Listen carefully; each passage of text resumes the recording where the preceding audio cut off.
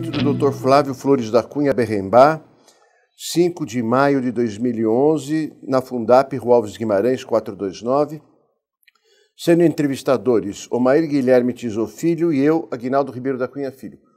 Bom dia, Flávio. Bom dia. Vamos continuar, então, o seu depoimento. Vamos prosseguir. Nós estamos conversando sobre sua atuação como deputado estadual na Assembleia Legislativa de São Paulo e a gente queria voltar um pouquinho para que você nos falasse sobre o movimento pela anistia. A anistia foi um movimento político suprapartidário que surgiu basicamente no final dos anos 60, início dos anos 70.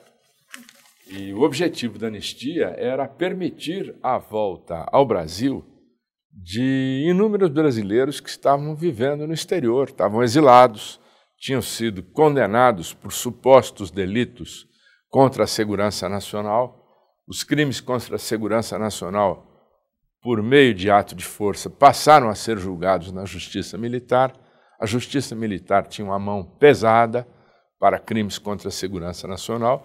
Então havia centenas, talvez até milhares de brasileiros proscritos, impedidos de regressarem ao Brasil. Dona Terezinha Zerbini, que era uma mulher lutadora, mulher de general, o marido dela tinha sido um dos atingidos pelos atos institucionais. Ela iniciou o movimento feminino pela anistia em São Paulo, percorreu todo o Brasil. Me lembro que uma vez eu fiz uma viagem com ela para Campo Grande, uma viagem de avião para Campo Grande. Mas me lembro também que houve uma vez uma reunião grande no Tuca, no Teatro Universitário da Católica, na Rua Monte Alegre. Terminada a reunião, que foi um debate amplo, com estudantes, intelectuais, enfim, todas as pessoas que estavam engajadas no movimento da anistia, terminada a reunião, numa sala da PUC, nós percebemos que estava infiltrado um agente do DOPS. Não sabíamos quem era, perguntávamos para ele de onde ele tergiversava, era jovem. E nós resolvemos prendê-lo na sala, trancamos na sala. Vai nos dizer quem é, ele não disse. Ele disse que só sairia de lá junto com o doutor Romeu Tuma, que era o delegado do DOPS. Então, nós fomos chamar o doutor Romeu Tuma, que não estava longe, estava sabendo do que ocorria, e ele saiu.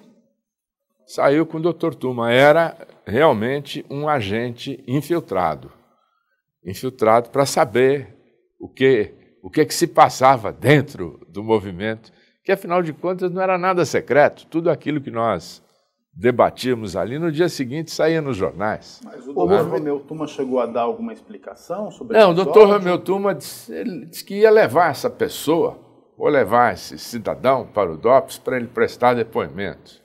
E levou. Na realidade, o movimento ele era um movimento político, mas ele visava mudanças na legislação. Na Lei de Segurança Nacional. A anistia era um movimento suprapartidário. Era um movimento suprapartidário e hoje, tantos anos depois, ainda se discute os efeitos da anistia. Não é? Essa é uma discussão que ainda não terminou. E tem livros, artigos e reuniões, e eu tenho uma posição muito clara e muito minha, porque eu participei da anistia até o fim. Logo depois, quando houve a convocação da Assembleia Nacional Constituinte, e eu fui o relator, a anistia foi posta na mesa como tema de debate. Os 3 adidos militares das 3 Forças Armadas, junto ao Congresso Nacional, assessor parlamentar do Exército, da Marinha e da Força Aérea, participaram dessas discussões, porque o que interessava era que aqueles que eram perseguidos políticos pudessem voltar ao Brasil e atuar numa faixa de normalidade. Nunca se falou, não houve a expressão anistia recíproca, como depois veio a se falar, significando anistia também para os que cometeram crimes em nome da ditadura. Crimes de tortura, de morte, de sevícia, de humilhação, tratamento cruel dado a presos, sejam presos políticos ou não. O que ficou acertado e até mais fácil explicar o sentido da anistia em inglês do que em português, porque na língua inglesa tem dois verbos que são usados com um significado mais próprio do que na língua portuguesa, que são to forget e to forgive. Anistia é perdão, não é esquecimento. Na história do Brasil, contando o período do Império, não é? Os dois reinados, a regência e a república, o Brasil já viveu 39 anistias, sendo cerca de 9 anistias amplas, gerais e irrestritas, e 30 anistias restritas, localizadas, pontuais. Me lembro, por exemplo, que na Revolução de 1893, no Rio Grande do Sul, houve mais de 10 mil degolados. Degolava-se homens, mulheres e crianças. Não se fazia prisioneiro de guerra e veio a anistia. Não é? Para a intentona comunista de 1935, para a tentativa dos integralistas de tomarem o poder por 2 vezes pela força, em 1937, a bala, houve anistia. Então, todos os movimentos da história do Brasil receberam algum tipo de anistia. E o grande anistiador foi o Duque de Caxias. Esse foi o grande anistiador, daí ele ter passado a história com o nome de O Pacificador. Então, anistia é perdão, mas não é esquecimento. Não dá para tratar a história de uma forma seletiva, de dizer, ó, isto aqui nós vamos botar no fundo de uma gaveta e vamos trancar a chave. Não se faz assim com a história. Ninguém conseguiu fazer isso com a história. Desde que a história é escrita, e faz 25 séculos que a história vem sendo escrita todos os dias, aqueles que tentaram esconder a história deram-se mal. E a lei de anistia, ela vinga quando? Em 79? Só um minutinho, desculpa. Só para esticar a camisa dele aqui. Você pode esticar um pouquinho? Nossa, tá um pouquinho eu plano. fiquei impressionadíssimo com essa. Fantástico. Tá bom? Essa perspectiva, né? Você parou a gravação? Tá certo? Dentro de um contexto mais amplo.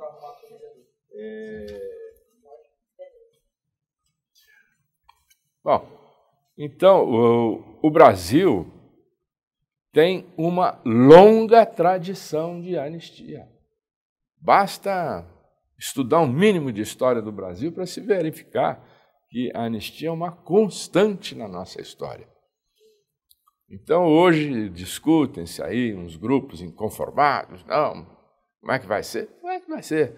Anistia não significa esquecimento. A história tem que ser recontada sempre, até para que ela não seja repetida. Exatamente. Não é?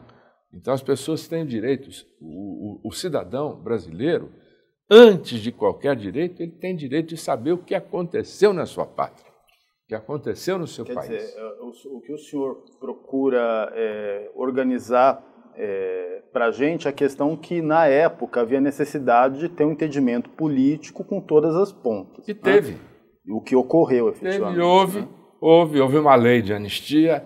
Essa lei, que é de 79, quando houve a convocação da Assembleia Nacional Constituinte, em 1985, verificou-se que essa lei não era suficiente, porque ela não abrangia determinados casos. Por exemplo, o retorno às Forças Armadas daqueles que tinham sido proscritos, oficiais, praças, soldados, que perderam postos, patentes, tempos de serviço. Então, na emenda convocatória da Constituinte, isso aí foi negociado. Foi tudo negociado. Não se falou em anistia recíproca. Eu acho o seguinte, não há nenhuma relação jurídica no Brasil imune à apreciação pelo Poder Judiciário. Aliás, essa é uma principal característica de um país civilizado. É qualquer questão poder ser levada ao judiciário. Eu não vejo base nem jurídica e nem política para punir ninguém. Agora, vejo toda a base jurídico-histórica para abrir todos os arquivos. A tese da anistia recíproca, ela começa a ser discutida quando? Não posso precisar exatamente a data, mas posso afirmar com certeza que naquela época não era. Não era um tema, é posterior. É posterior. Naquela época, o que nos importava na anistia era dar condições jurídicas para que os exilados regressassem. O Brasil tinha um contingente de inteligência que tinha sido afastado do país por conta dos atos institucionais e da perseguição política, e estava na hora deles voltarem. E esse retorno se dá a partir, então, da lei de anistia? Mesmo antes da lei de anistia, a Justiça Militar já tinha absolvido alguns, já tinha dado habeas corpus, trancando o processo de outros, e já tinha decretado prescrição em caso de terceiros. Então, sob o ponto de vista da justiça, ou seja, perante a lei, vários, assim considerados inimigos do regime, já não tinham mais peso jurídico nenhum, já podiam voltar. Mas tinha a questão da reintegração aos cargos, do recebimento de atrasados, das indenizações pelas torturas que sofreram. Quer dizer, tinha uma porção de coisas correlatas que foram sendo debatidas e alcançadas pouco a pouco. Bom, o movimento de anistia se dá no final da década de 70. Você está em plena atuação política nessa época. Se afastou da Procuradoria-Geral para se dedicar à política. Licenciei-me. Exatamente. E em 82, como deputado estadual, você se candidata para a Câmara dos Deputados. Perfeitamente. Pelo MDB. Como é a sua chegada à Câmara dos Deputados? Foi, no plano pessoal, a realização de meu maior sonho. Desde menino, eu sempre tive vontade de ser deputado federal. Fui conhecer Brasília logo na inauguração da cidade e fiquei encantado com aquele congresso de linhas arrojadas, modernas, e estabeleci como um dos objetivos na minha vida ser representante do povo de São Paulo na Câmara Federal. Cheguei lá, em 1972, no mesmo ano em que Franco Montoro se elege governador em São Paulo, e a eleição de Franco Montoro para o governo abre espaço para que Fernando Henrique assuma uma cadeira no Senado, porque ele era suplente, e uma época alvissareira, uma época em que a oposição ganhou a eleição em muitos estados do país, o MDB estava crescendo, o regime militar dava mostras de um esgotamento interno e externo. Interno, porque a oposição vinha crescendo, eleição é eleição, e externo pela falta de credibilidade que o governo militar inspirava nos outros países. Foi a época do presidente Carter, americano, que veio aqui e que deu um enorme apoio ao movimento pelos direitos humanos. O presidente Jimmy Carter, que é uma grande personalidade mundial, tinha um diálogo constante com Dom Paulo Evaristo Arnes, que era presidente da Comissão de Justiça e Paz, um dos homens mais corajosos que eu já vi e uma das pessoas mais significativas da resistência democrática no Brasil. Então, foram anos de grande ebulição novamente, depois daquele marasmo, daqueles 4 anos da Assembleia Legislativa e Paulo Salim Maluf. A ida para a Câmara Federal foi uma espécie de oxigênio para mim e para a minha geração. Você na Câmara assumiu algum cargo? Como foi a sua atividade parlamentar? Eu vinha de uma atividade na área jurídica, eu era procurador do Estado de São Paulo e tinha sido presidente da Comissão de Justiça da Assembleia. E a Comissão Constituição e Justiça da Câmara Federal era procuradíssima. Naquela época, ao contrário de hoje, a maioria dos deputados tinha formação jurídica, eram bacharéis em direito.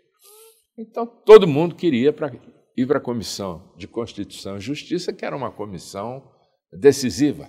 Tudo passava primeiro pela Comissão de Justiça. E eu era um deputado recém-chegado, fui falar com o meu líder, que era meu amigo também, o deputado Freitas Nobre, do MDB de São Paulo, um grande deputado. E o Freitas Nobre me diz, não venha me dizer que você quer vir para a Comissão de Justiça. Eu falei, não, ao contrário, eu quero ir para a Comissão de Segurança Nacional. Ele disse, mas para essa ninguém quer ir. Eu falei, mas eu quero ir para a Comissão de Segurança Nacional, que cuida das Forças Armadas. Está lá. Então eu fui designado como membro titular da Comissão de Segurança Nacional, que cuidava das três forças, do equipamento, da Marinha, do Exército, da Aeronáutica, e fui designado como membro suplente da Comissão de Relações Exteriores, porque eu falava 2 ou 3 idiomas. Agora, qual era o seu desejo de atuação nessa Comissão da Segurança Nacional? O meu desejo era ver como as Forças Armadas iam proceder na redemocratização, que o Brasil já estava no trampolim da redemocratização. O regime militar foi sustentado pelas três forças. E na mudança do regime militar para o regime civil, as três forças iam permanecer, porque elas são indispensáveis para garantir a soberania do país. Então, eu sempre tive uma relação familiar forte com as Forças Armadas. Como eu já disse, meu pai foi oficial do Exército, meu avô foi general, eu tenho um tio que foi almirante, eu mesmo, embora civil, era piloto, aviador. Então, eu tinha uma grande curiosidade em saber como é que as Forças Armadas iriam se comportar num ambiente democrático.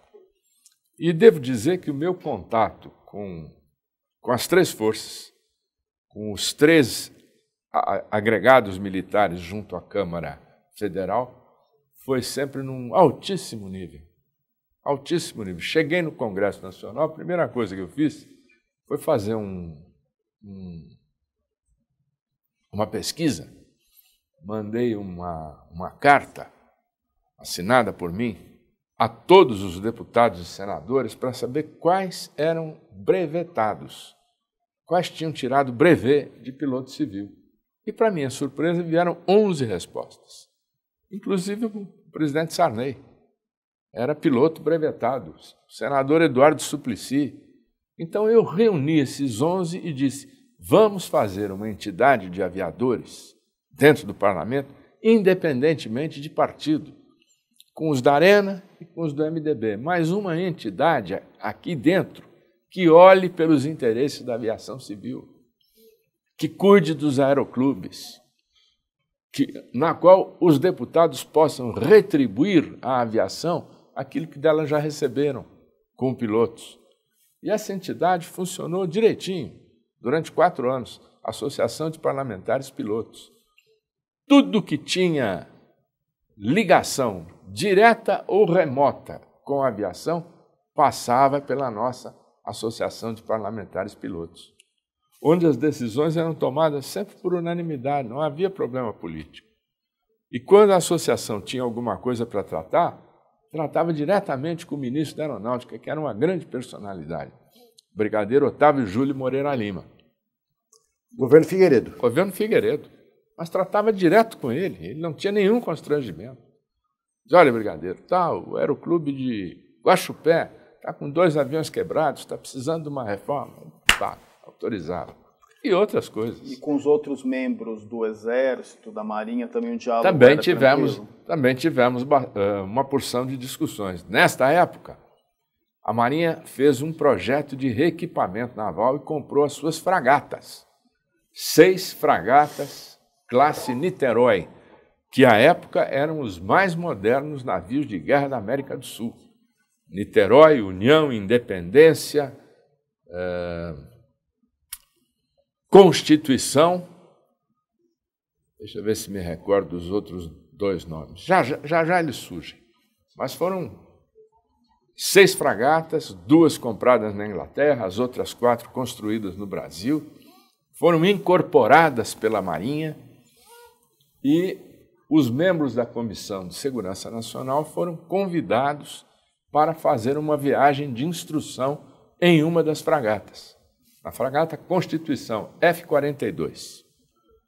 E à noite, saímos de manhã pela barra da Baía da Guanabara, fizemos exercício com o submarino Rio Grande do Sul, com aviões, aquela coisa de exercício naval. E à noite, havia 10 ou 12 deputados a bordo, eu fui encarregado por todos de fazer uma saudação à Marinha, um agradecimento à Marinha, ao comandante do navio e ao almirante que estava a bordo. E eu me recordo que eu comecei as minhas palavras dizendo que, como deputado de oposição, fazia muitos anos que eu vinha declarando que o Brasil não tinha Constituição e que naquele dia eu verifiquei que estava enganado. O Brasil tinha Constituição.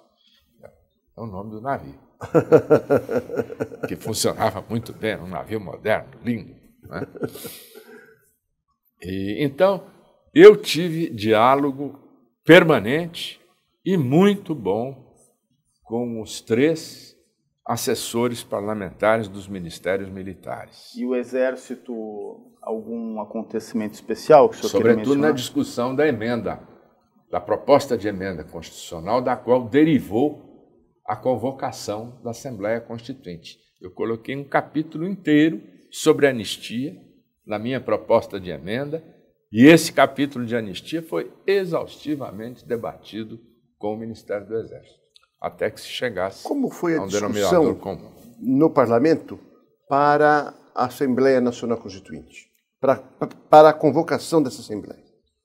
O presidente Sarney, assumindo um compromisso, cumprindo um compromisso que ele havia assumido na campanha, encaminhou ao Congresso Nacional uma proposta para que nas eleições de 1986 o Congresso que viesse a ser eleito se transformasse em Assembleia Nacional Constituinte.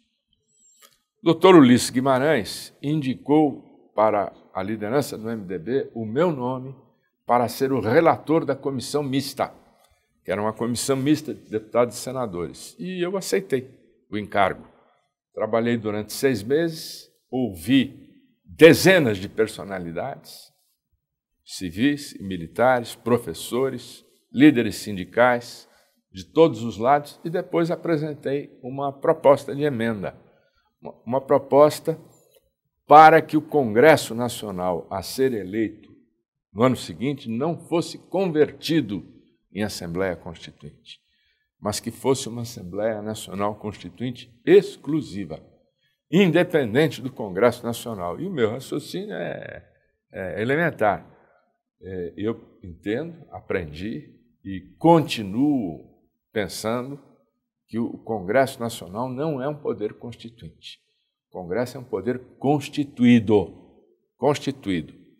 Então, uma constituinte, para ter esse nome, para ser digna desse nome, para escapar das pressões que existem de todos os lados sobre um Congresso Nacional, uma constituinte deve ser exclusiva.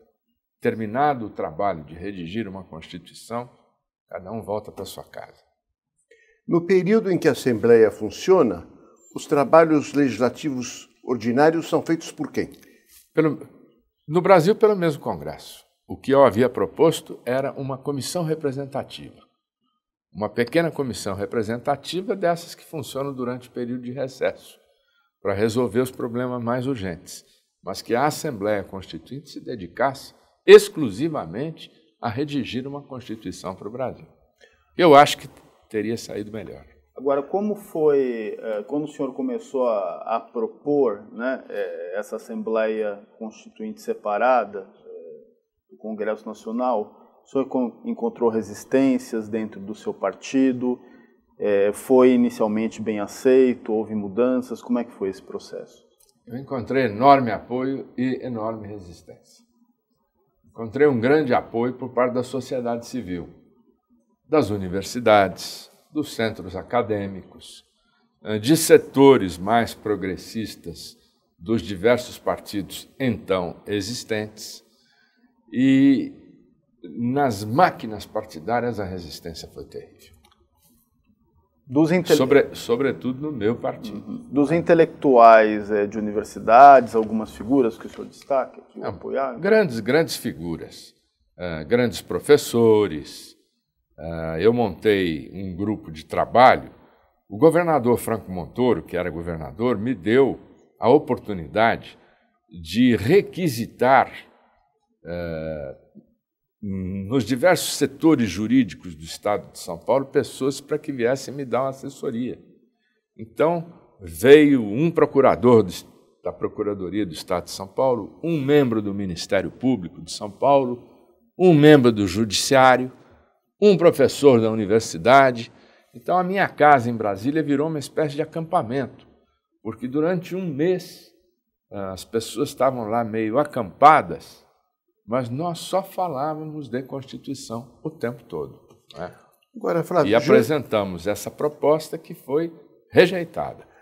Foi rejeitada. Agora, juridicamente ou politicamente, qual o motivo da resistência partidária à Assembleia Nacional Exclusiva? Os interesses políticos no Brasil, e talvez em outros países também, são muito estratificados. E é muito difícil quebrar esses estamentos. Né? Agora, por exemplo, fala-se numa reforma política. Né? Abre-se o jornal todos os dias, reforma política. Os próprios candidatos presidenciais que disputaram a última eleição, na televisão, frequentemente deixavam escapar que há necessidade de uma reforma política. Alguém acredita nela? Ninguém acredita, porque o Congresso Nacional não está interessado em fazer reforma nenhuma. Então, menos ainda uma revolução é outra coisa.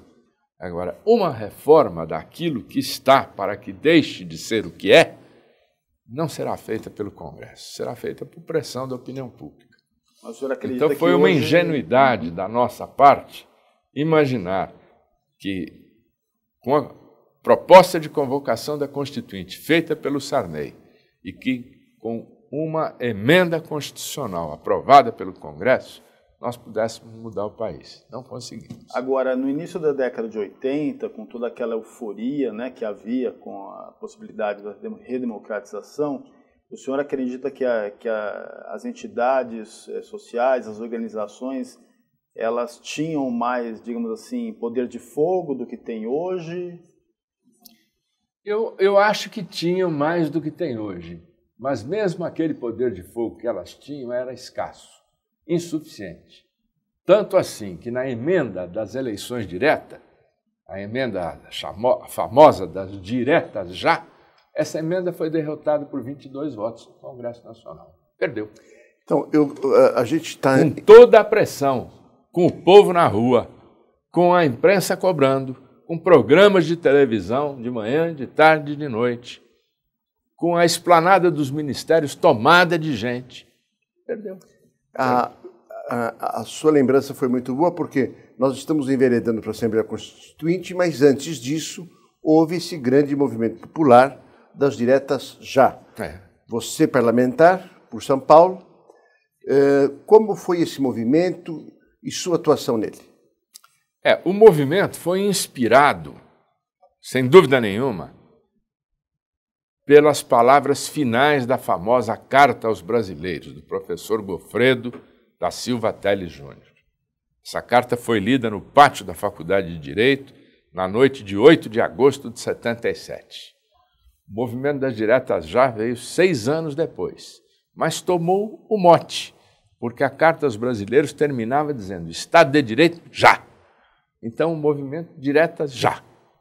Foi uma emenda subscrita por vários parlamentares. O autor inicial da emenda era o deputado Dante de Oliveira, do PMDB de Mato Grosso.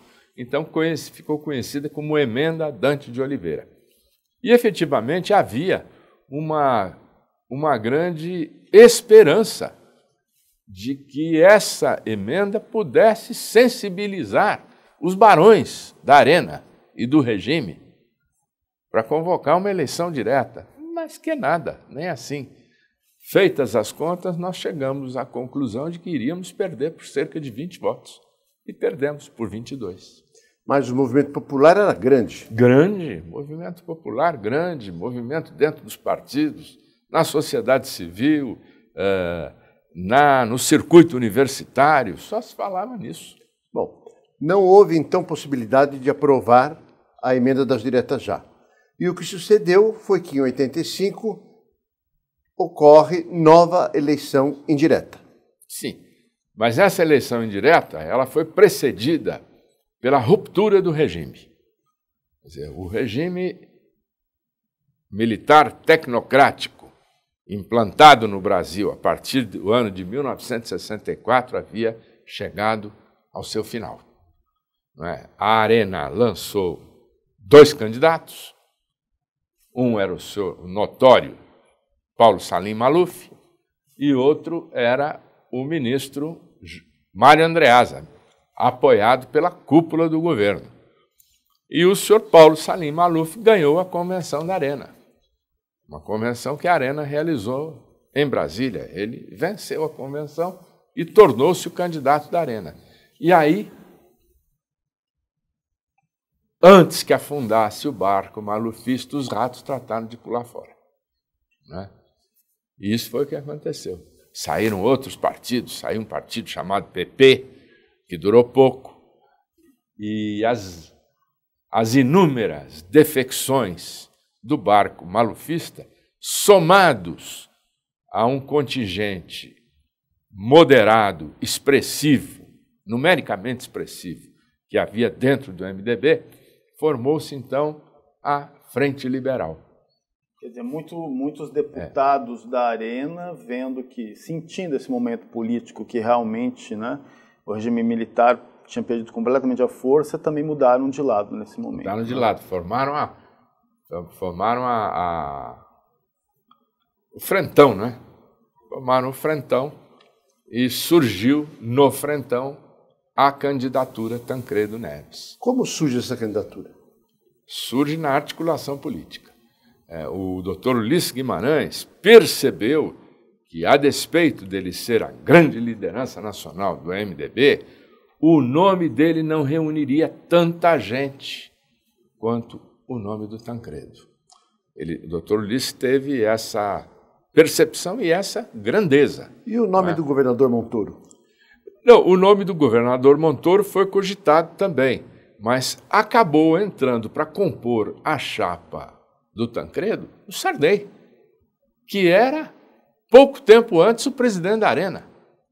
Então, essas contradições da vida política brasileira. E eu me recordo que no dia da Convenção Nacional, a convenção que criou o Frentão, homologou a chapa Tancredo e Sarney, eu fui designado para falar em nome de um grupinho, de um grupelho de deputados que estavam envolvidos num movimento que se chamava Só Diretas, porque nós entendíamos que a eleição direta era um aparelho do regime e que nós tínhamos que ficar de fora desses aparelhos concebidos pelo regime. Então, o nosso grupo Só Diretas, que começou com 40 deputados, foi sendo minado, né? Sapado, pouco a pouco, devagarzinho. E no dia da convenção tinha sobrado 6 pessoas só. E nós já sabíamos que íamos perder, mas fomos lá para a convenção para marcar posição. E depois, vista a fragilidade das nossas hostes e constatada a inutilidade de qualquer gesto, nós resolvemos comparecer ao colégio eleitoral porque tínhamos medo de que faltasse 6 votos para a vitória do Tancredo e que o Maluf acabasse ganhando por causa de 6 votos. E aí nós ficaríamos Agora, um complexo de culpa para toda a eternidade. O senhor teve aborrecimentos dentro do PMDB devido a essa posição?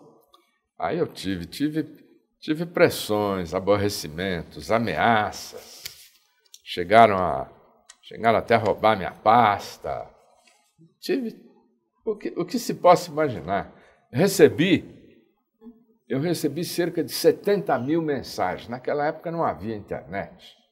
Então, eram malas e malas cheias de cartas e de telegramas, algumas a favor, outras contra.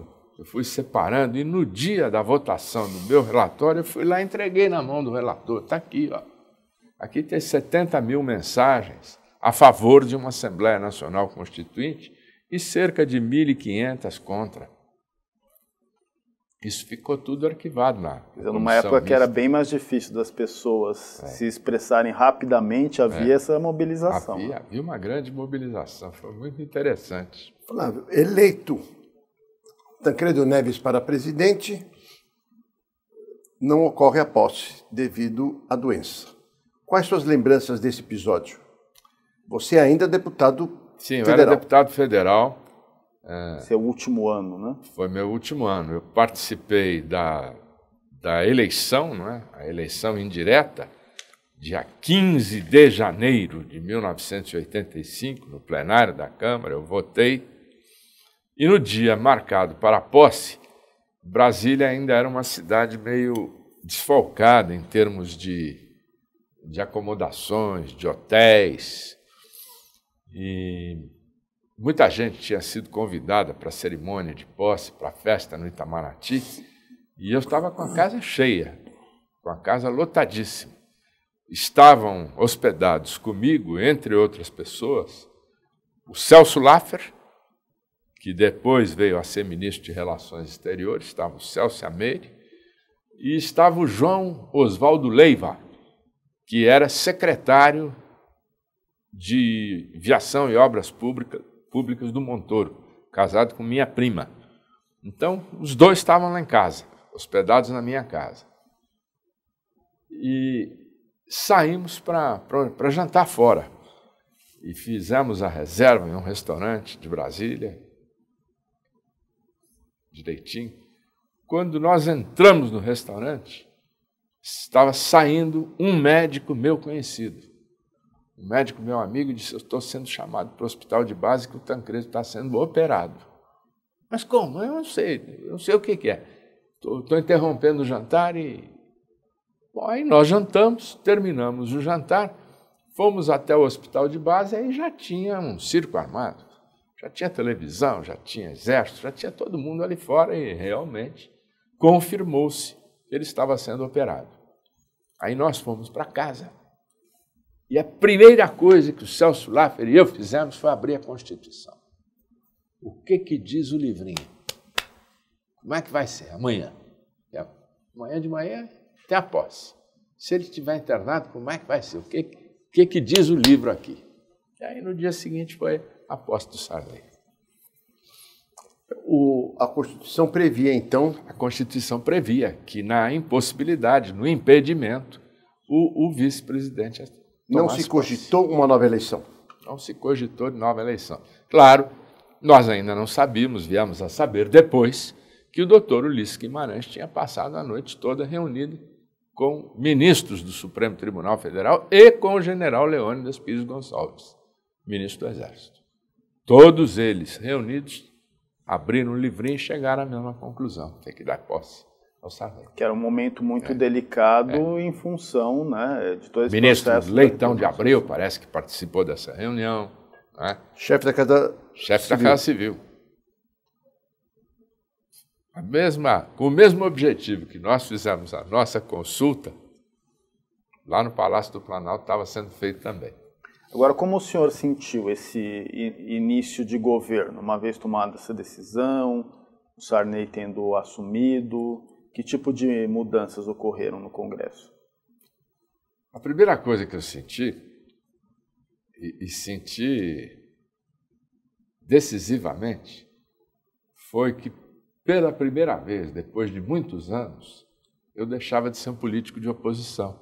Eu passava a ser um político situacionista. Né? E achava muito engraçado isso, porque eu não tinha vocação para ser político de situação. Ser político de situação equivale muito a fazer esse papel de despachante. de acompanhar projetos, interesses, ver como é que está o projeto em tal ministério. E eu não tinha vocação, não tinha jeito, não tinha vontade de fazer isso. Eu sempre me vi como um político de oposição no parlamento. E do dia para a noite, esse papel inverteu-se. Eu confesso que não me dei bem nele. O seu mandato estava se encerrando. Qual a sua perspectiva profissional em termos políticos? Você pretendia continuar na política? Eu pretendia continuar na política. Tanto que aí que veio a convocação de constituintes, tudo isso. Eu me envolvi nessas questões de Assembleia Nacional Constituinte exclusiva. Saúde. Obrigado. E me candidatei à reeleição. Mas o quadro era outro. E o MDB já estava muito dividido, eu tinha sofrido um desgaste muito grande pela minha posição a favor da Constituinte exclusiva e não tinha tido a competência, a habilidade ou o jeito de me colocar no parlamento como deputado de situação. E perdi. Você perde a eleição em 86? Perdi a eleição em 86. O meu mandato terminou dia 31 de janeiro de 1987. E voltei para São Paulo, voltei para a Procuradoria-Geral do Estado de São Paulo. Eu tinha o meu lugar para voltar, não estava desempregado. Não é? Mas você assume no mesmo ano o cargo de presidente do Conselho Nacional de Defesa do Consumidor, órgão do Ministério da Justiça. Foi onde você permanece isso. 2 anos. Foi exatamente isso. Eu voltei para a Procuradoria, estava me instalando, quando recebi um telefonema do ministro Paulo Brossard. Paulo Brossard, meu amigo, ministro da Justiça do governo Sarney. Do outro lado da linha, com aquela voz autoritária de gaúcho, ele disse: quando é que tu vens a Brasília? Ele disse: ministro, eu estive em Brasília ontem. Eu falei: mas eu preciso falar contigo. Então tu volta amanhã. Eu falei: tá bem. Amanhã tomo um avião e vou a Brasília outra vez. Fui lá, ele me recebeu, conversou e tal, e me disse: olha, nós temos aqui uma Secretaria Nacional de Defesa do Consumidor. Essa secretaria está montada. Tem um secretário executivo aí, mas não tem conselheiros, não tem muito o que fazer. E eu te confesso que eu não sei bem o que fazer. Tu não queres assumir essa secretaria e me ajudar? Aí eu disse a ele: ministro, eu não li nada, eu não conheço nada a respeito. Isso aí é um novo direito que está se formando, não é? É um dos chamados direitos humanos de terceira geração, que é direito do consumidor, direito de meio ambiente, proteção a patrimônio histórico, cultural. Eu não tenho nenhuma familiaridade com esse tema. Ele falou: olha, mas só foram escritos 2 livros a respeito desse assunto, de direito do consumidor. Tu passa na livraria, compra os 2 livros, lê esses 2 livros no fim da semana, e a semana que vem tu está entendendo o assunto. Aí eu falei: bom, se for nessas condições, está bem, tudo bem. E ele também entendia que o seu perfil era muito apropriado para esse cargo. Ele me deu a indicação dos livros, eu passei na livraria, comprei, li os 2, na outra semana voltei lá. Como é que é? Olha, eu acho que precisa fazer um conselho. Precisa